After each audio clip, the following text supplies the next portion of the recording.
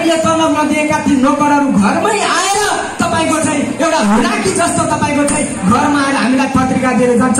त्यो पत्रिका पढ्नुस् न, हामीले त्यो पत्रिका पढेर हामीले तपाईको चाहिँ अन्तर्राष्ट्रिय जगतमा राष्ट्रिय जगतमा के हुँदैछ भनेर तपाईँ पर्छ। त्यस कारणले गर्दाखेरि तपाईले चाहिँ त्यो पत्रिका आयो भनेर तपाईहरु चिन्तित हुनुहुन्छ।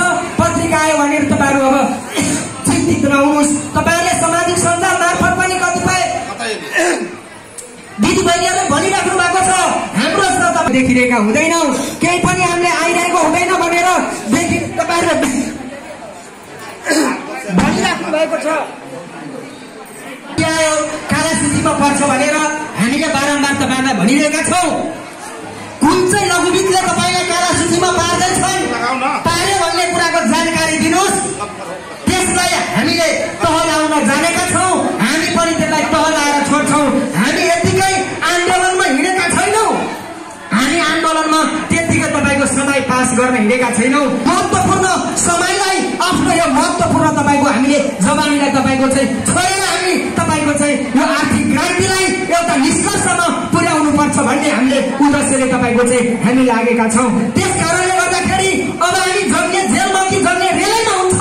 यदि कसैले काला सूचीमा राखेको छ भने त्यसलाई पनि हामीले कसरी काला सूचीमा राख्नुपर्छ भन्ने कुराको हामीले पनि तपाईको चाहिँ एउटा आन्तरिक तयारी गरिरहेका छौं। त्यस कारणले तपाईहरुको हामीलाई केवल साथ चाहिएको छ।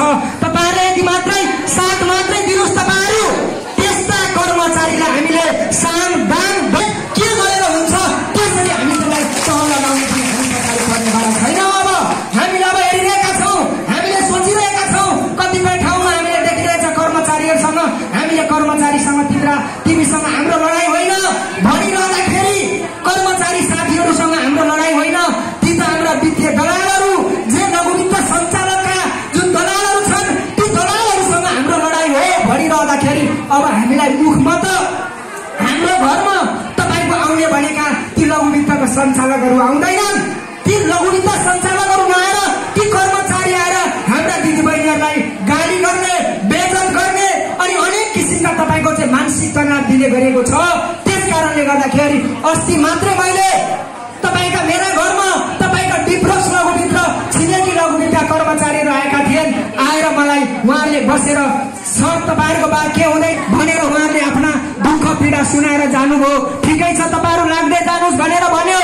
तर अब मैले मसँग कुरा गर्दाखेरि राम्रै लागेको हुन्छ, तर दिदी बहिनीको बारेमा सुन्दाखेरि